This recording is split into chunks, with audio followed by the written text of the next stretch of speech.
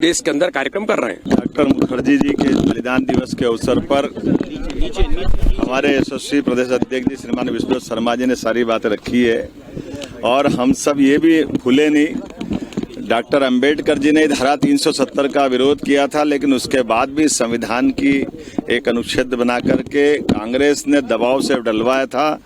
अंबेडकर जी की आत्मा उस दिन भी रोई थी जब पूरे जम्मू कश्मीर के अनुसूचित जाति जनजाति के लोगों को इस धारा 370 के माध्यम से उनके अधिकारों से वंचित किया गया था।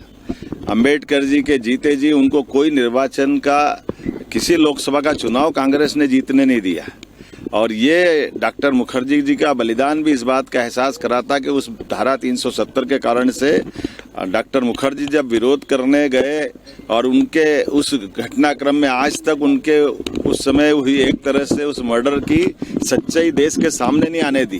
तो ये तो कांग्रेस का इतिहास है। इनके सामने देश के ऐसे मुद्दों को लेकर के संविधान में जिस बात को लेकर के अंबेडकर जी ने इशारा किया था, उसी संविधान की आपातकाल 2 दिन बाद हम पूरा देश और दुनिया मनाएगी, उस बात का एहसास कराएगी कि आपातकाल का काला कलंक अगर लगाने का काम भी कांग्रेस ने किया है। तो ये 3 दिन केवल इस अपनी जो कालिख को धुवाने के लिए मध्य प्रदेश के अंदर अपने बिखरते जनाधार के आधार पर जो कांग्रेस अपना आधार खो रही है, वो अंबेडकर जी का नाम लेकर के संविधान का नाम लेकर अपने पुराने पाप को छिपाने का प्रयास कर रही है। हमने कहा है कि हाँ, ग्वालियर हाईकोर्ट के अंदर माननीय चीफ जस्टिस जी ने कमेटी बना दी है। वो कमेटी जो निर्णय करेगी सरकार उनके साथ है। हमने पहले दिन से कहा, हमारी पार्टी ने कहा है। अंबेडकर जी के लिए तो हम जो कर सकते थे। अब कांग्रेस अगर यहाँ ग्वालियर की बात करती तो कांग्रेस बताए कि महू के अंदर वो जन्म स्थान था अंबेडकर जी का और 55 साल कांग्रेस की सरकार रही, उनके जन्म स्थान पर इनने क्या करके बताया?